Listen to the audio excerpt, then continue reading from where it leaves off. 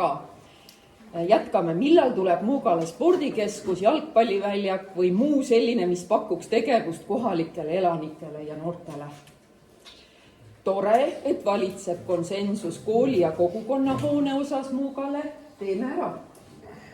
Kas Maardu elanikud saaksid kuidagi tasuta transpordiõiguse Tallinnas? See oleks oluline punkt, et Muuga elanikud end Maardusse sisse kirjutaksid. Ja viimane, mida peab teie arust tegema selleks, et Muuga elanik tahaks ennast Maardusse sisse kirjutada?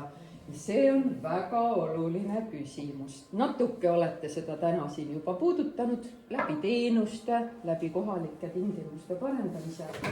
Ja nüüd me võtame uue küsimuse, mis samuti haakub tegelikult nähtamatu osaga ja me läheme selle ruumiloome küsimusega, eks ole, Jan, praegu? Ei. Aga kui lugupeetud debatis osalejad jätkavad sama hea rütmiga kui enne kohvipausi, siis ma arvan, me jõuame selle ruumi küsimuseni ka.